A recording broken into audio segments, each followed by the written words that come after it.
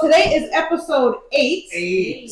And we have our esteemed guest. He has been doing real estate for a multitude of years, and he is also very well versed in farming. He has 4 kids. Four Beautiful kids, married. 4. And he is just killing it in the game right now. Welcome, Gus Perez. Yeah, they're all in sports too, right? All of them. Oh, you guys. Wow. Right now, though, even the weekends now consist of early games at 10, back to the ballpark at 5, and by the time we're there at 4:30, you gotta get there a little earlier. We're there until 9:30 at night. Wow. And then back on Sunday to practice at 3. I was gonna say, what are you late for right now? You want to do something right now? You got 4 kids. I will be at like 4 o'clock. Wow. Oh man. How do you balance all of that with your career, obviously your wife's career, His wife your kids? is probably on. How do you guys balance all of that? Honestly, very fortunate that she can stay home, so she's able to pick up, drop off. Obviously, you got to divide and conquer. So she goes in one direction, I go in the other. Wow. But I think being in the business as long as I have is, and you know this, one thing that you can always do studies on, it's not a matter of you being at the office for like 12 hours. If you're not making those, you can make calls for an hour and do actual work, be focused, have a game plan for that 1 hour. Will oversee the 12 hours of being there if you're actually there making calls, looking for clients' properties. Right. You can knock out a lot in 1 hour and almost take the rest of the day off and be successful. Yeah. So that's the one thing for me that I know, if I have to leave at 4, I don't get a break. So what does that mean? That means no lunch break. That means no, if somebody's bothering me with something, I can't, or if I need something at home, I can't do it in those until 4. You know what I mean? Then after that, while I'm at practice, watching my kid, I can do something else. Or again, like if you have phone calls to make, just program them all in your phone so you know, hey, at these hours while I'm there, I can knock this stuff out. But know that when you're present, that whatever event you're at, you got to be present, because I don't want to take that from my kids either. Right. That was my next question. Is like, do you ever find yourself at a game or a performance of your kid and you catch yourself thinking about an escrow or thinking about a call that you didn't make and you're like, oh, I need to stop thinking, or are you? I've knocked that out just from the standpoint that I did that so early on in my career that I feel that I took time out of my kids to be on the phone and make the calls and be worried about this escrow. And then at the end of the day, if the escrow was going to fall out, it fell out. Right. Doesn't matter what you That's did. a fact. Or if it was going to close, it was going smooth anyways.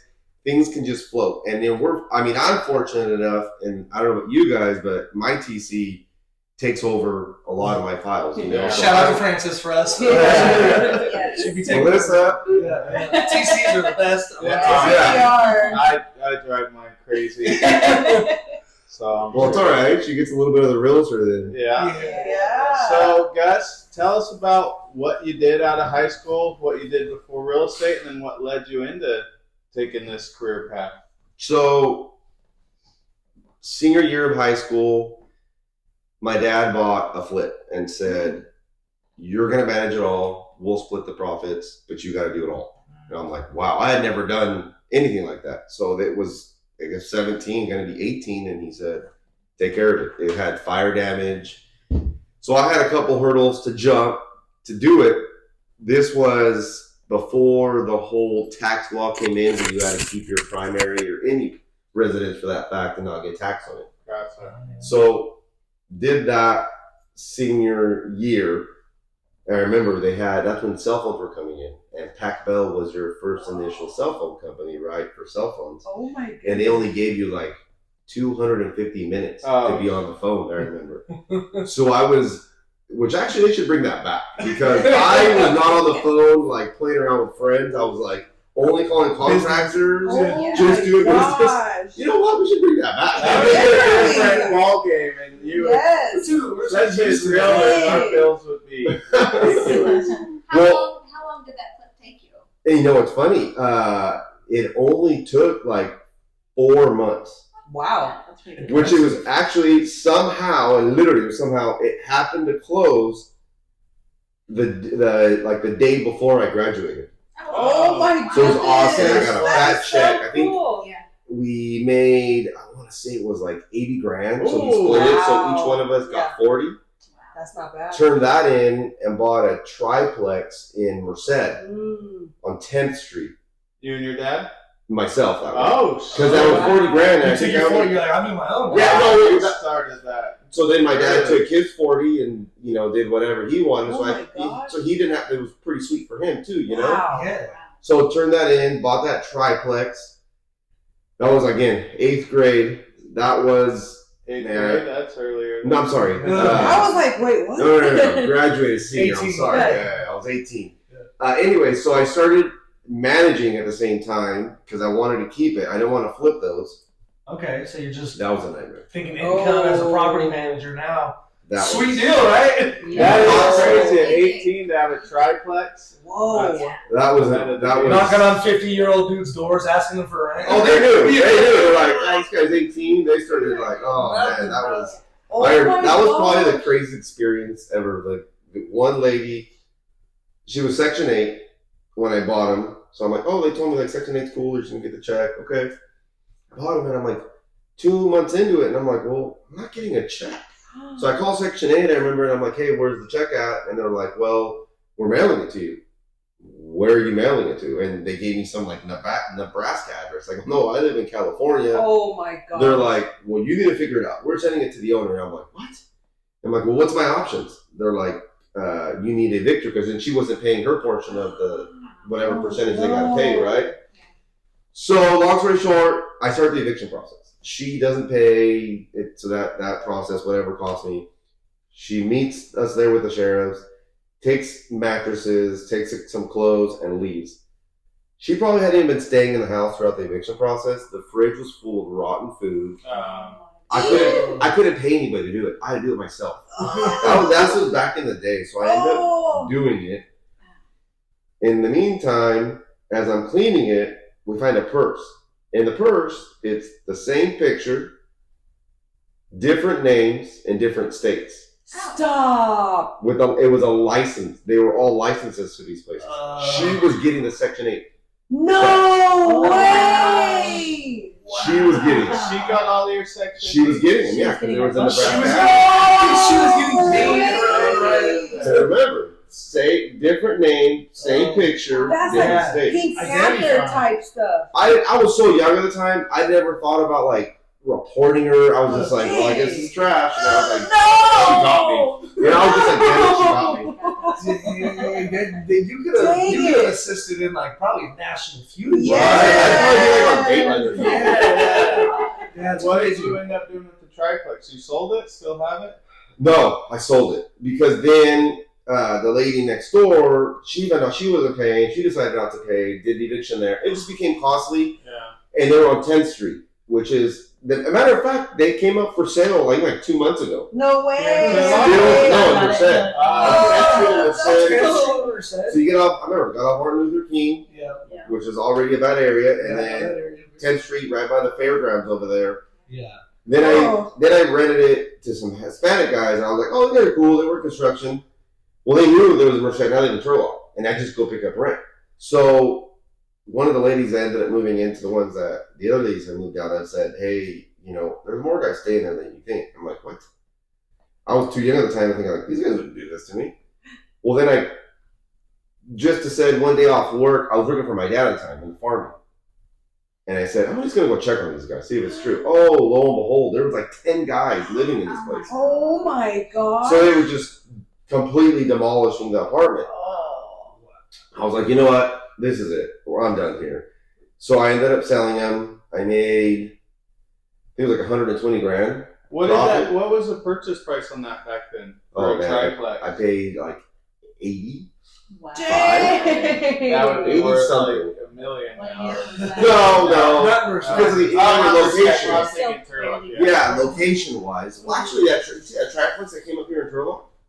Oh, yeah, the white one. Yeah. Anyways, sold those. Dang. Bought a flipping series with the profit alone. And then that law came in effect where you got to keep it for 2 years. And nothing Where you taxes. get capital gains. So I paid I paid the capital gains, and that was it. I didn't do anything for a while with flips. I got more. That's when they started directing toward inventing into farming. So, and you weren't a realtor at that time. You were just doing No. this on your own with your dad. You were farming.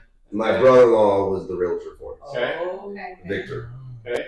And then what was your next step after that? So when I sold the triplex, when I sold the last flip I did, I met the appraiser. I was still too young to know about appraisers. I wasn't familiar with any of that. And I meet the appraiser out there because they told me, they were like, you might want to meet him, talk to him about what you did. My brother had told me, so he knows what improvements you've done to give you the value, whatever. And I'm talking to him, and he's like, who helped you buy it? I said, oh, this realtor, my brother helped me buy it. And then he asked me, well, what kind of commission are you paying when you sell it or whatever? And I'm like, commission? What's commission? Yeah. I was looking at what I was making. I didn't care what I was paying. Yeah. And then I looked at it and I'm like, oh, geez, he's making pretty good money too. So Light bulb went off. that made good money. For all these years, I was wanting to buy a quad. And that was kind of a mistake. My dad told me never buy a quad. Well, I buy this quad. And I was, again, 21. Great time to own a quad. Wow. Great Yeah. time to own a quad. Was doing some additions at the farm and had moved farm equipment You're jumping them. on December Yep. December 21st of 2002.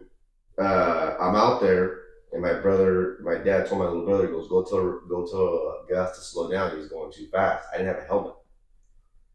So as I'm going up, I hit this farm equipment. I go head first. Oh. I go head first, and then I got metaflied. I was in a coma for a day. Are you serious? Yeah, it was pretty cool. That's wild. I got a helicopter ride, and No. I got metaflied to Memorial. I was there for like a month. Dang. Wait, like in a coma? No, in a coma for a day. Oh, okay. Came out of the coma, and then they told my parents, I guess, I wouldn't be able to do anything for myself because I was not there. They thought you were brain dead? I don't remember that whole month of my life. I don't remember. You had some head trauma. Yeah. Oh Yeah. my gosh. So it took me Now it home. makes sense. That's my wife always says. It's not fair. Things that way. So that was the whole month of that. Oh my gosh. And in this time, they told me I couldn't be in the sun. Oh, I so couldn't be in the sun. that puts a stop to farming. Correct. Yeah. So I was bummed out, but yet my energy was still, I was always very active. So I was like, I can't sit here. This is just sitting around the house. Just wasn't going to work. And I was still, I was 22. I'm like, I'm not going to sit here. So then I was like, I'm going to get into real estate. That's what I'll do. I can sit back and watch videos. Remember, so I bought VHS tapes. And We're gonna be a realtor on VHS. Yeah. They're gonna rewind this. Like, you can see the script going. Oh my God. dang. So that's what got me into real estate. Whoa. Doing the So that flips makes and sense. then- Yeah. That's crazy because how destiny happens. It's like, okay, you probably were eventually going to get into real estate for the way you were going, but it seemed like you really liked farming also. Yes. Do you At think the you time. were headed before that and you sit at home? Do you think you were headed into being a realtor, or do you have other plans? I had other plans. You did? Yeah. What were those plans? To be a farmer. What did you farm? Okay. Well, we farm peaches, almonds, raisins. Peaches, almond. So a lot of trees. Vineyards. Trees. Yeah, that's vineyards. Yeah. Okay. That's where I was eventually going to go. Yeah. Mhm. But it was just like life said no. You have to do something else. That's exactly what it was. I mean, that's because of the fact, for numerous different reasons, that I was trying to do something different. So, because I knew if I did farming, I'd kind of be like, oh, Gus took over his dad's property. Right. And I was always very much about, like, you need to work for what you want. That's just the way I was raised. Like, my parents never gave me anything. Like, they helped, but they never gave me anything. Right. So I figured, like, and that's the other thing I was doing, where I didn't want to just do the farming, so I was starting to look into machinery, so I could do that aside of farming, so I could do my own thing as well. So there was always something that I wanted to do something on my own. So when the accident happened, it was like a sign from God, like, okay, this is what you need to. switch gears and do Switch something on gears. your own. Yeah. Wow. So then you got your license. Did you interview a few places, or was PMZ your spot to go? No. So C21 at the time was, I want to say, one of the bigger hitters. Okay. So I went there, interviewed at C21 Apollo. They were on McHenry. I felt so important. I remember because I was like, I'd never done an interview. I was like, my dad. I was driving there. I was like, oh my god, I'm doing an interview. Like, I was so nervous. And but they were a small office, and then C21 M&M were in place. They were bigger. They had advertising on newspapers. So I talked to them, and I did the principal course with them. Okay. That was awesome. They did the course. We were done, and they just gave me the certificate. You're done with your principal's test. I'm like, wait, I didn't take a test. They're like, we don't care. It's not important. So they just gave us the certificate, like we passed. Oh my goodness. That was super cool. But in the time, I think you know how it is when you apply. A lot of these other companies can see, and Yep. they'll start calling you. Yeah. Well, this guy Yeah. from PMZ was calling me. Tim, I forgot what his last name was. He started calling me all the time, and I thought he was really cool. And he would follow up, like, when are you taking your state test? C21 never did. We did everything. I was going, but they would never call me, and this guy Tim would call me all the time. So that's why when I finished, since he did pursue, I really just interviewed with them at the time because I didn't have attraction to some of the other companies. It was Coldwell Banker here. They just seemed like very mom and pop. They were very small to me at the time. And the crowd that was there wasn't that kind of energy. PMZ at the time was very, very family oriented, and I liked it. I thought it was awesome. So that's why I decided to go with PMZ at the time. And then you started at what office? Modesto one, or was No. there a Turlock one? At the time? Turlock, Fulker, that's where Wow. They wanted to Same get spot we also. They just went that long. That's been there that long? They just closed What it. year was that you started? I saw that. I still have. I I should have those brought were it. like I have the buildings. newspaper where they would, when you have new No agents, way. they put the new agents in a little Oh, article. that's so Did you- was that your That first was, so I have I know the date. No, I It was started June You started- something okay. of 2004. Oh Wow. my So those goodness. buildings, that's weird. I never realized those buildings have been there that It was long. new. They had just took moved down in. the sign. They weren't even there a cleaned year out- yet when I got Yeah, there. Yeah. we cleaned out 20 years worth of stuff in there. And they So, just took down this PMZ sign. They did. Last week. Yeah. I remember I drove by it last week, and the PMZ sign was still up, but it was all dark and the lights were off and there's no cars there. Yeah. This is so weird compared to like 8 months ago. Yes. There was like Yes. 30 agents in that Oh, building. yeah. Just Right. hammer on the When phone. I was there is when at the peak of the market as well. So like 04, 05, Wow. before That was a that office Yeah. was Yeah. super crowded. Oh Yeah. my They god. were strict. They were Really? no part timers. Nobody.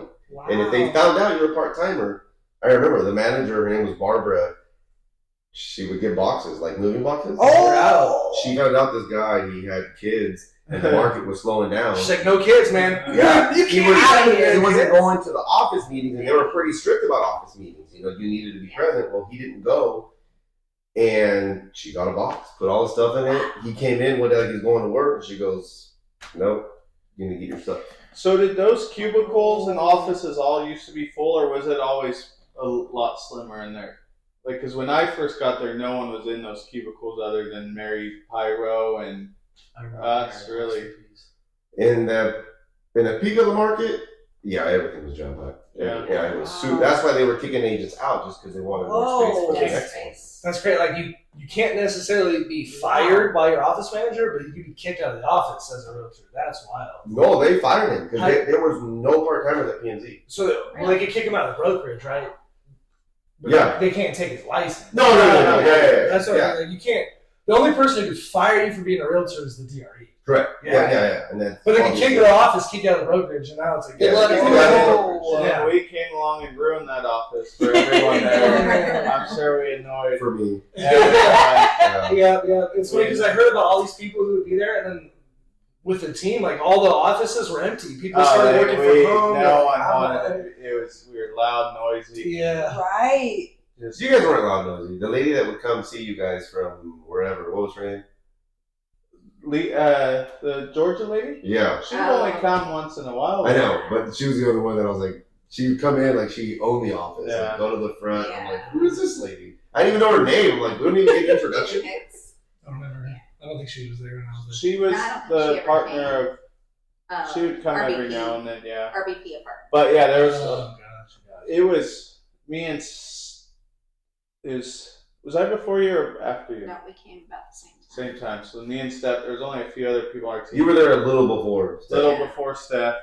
And Yeah, then- because I started at gear first, Yeah. and then switched over. Yeah, it was weird. It was so the first day I walked in, it was cool because you guys had a office, you and Jonathan. I just thought it was the coolest thing in the world. Like I was like just automatically thought, oh, these are the big dogs. Like, and that's why I I was did too. I thought like, that too. just because you were in the office, and that's why previous was set. I always want office because I remember the feeling of when I walked in. I was like, oh, this is a lot different. These are. That's funny to know that. No, I thought, dang, these are some big dogs. But then for the next 5 years, every one of those offices were empty, other than we did our conference room, and then the husband and wife worked there, and then Casey and the two Mexican ladies worked there, and then Lane would be in his office on the Lane. side. Lane was Yeah. always there. Lane was Yeah. there. Once, Lane's once always COVID there. hit, man, Yeah, that Really? cleared it out. Well, they yeah. kicked us out.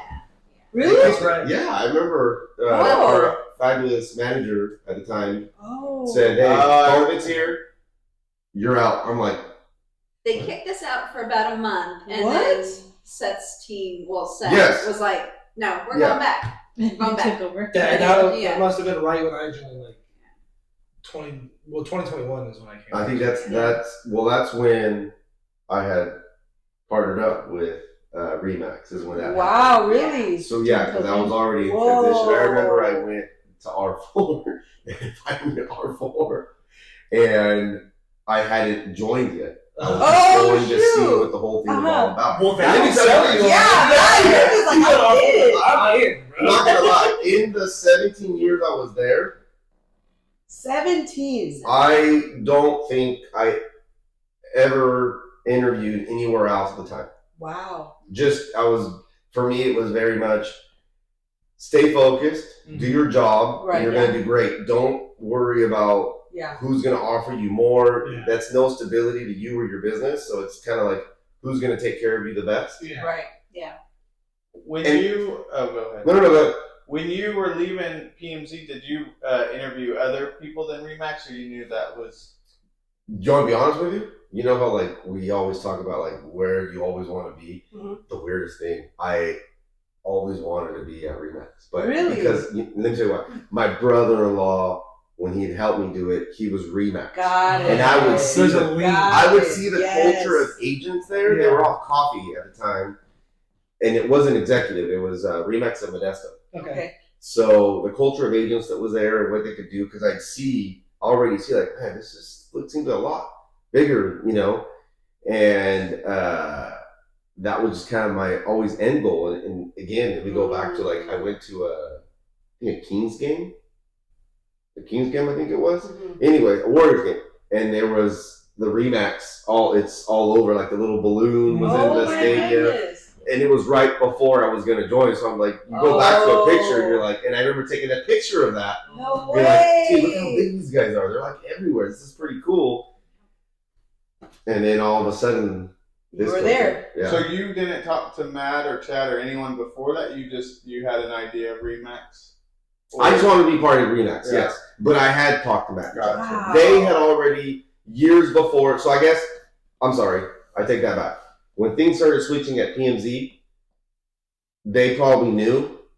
So I had already kind of talked to them, but I had told them, well, if you're not in Turlock and I'm Turlock based, no. And they're like, they'd be like, well, work from home. I don't do that either, so no. So I never pursued it, and they knew not to pursue me unless we had something in Turlock. So the one on the Gear Road, did you go there when it first opened?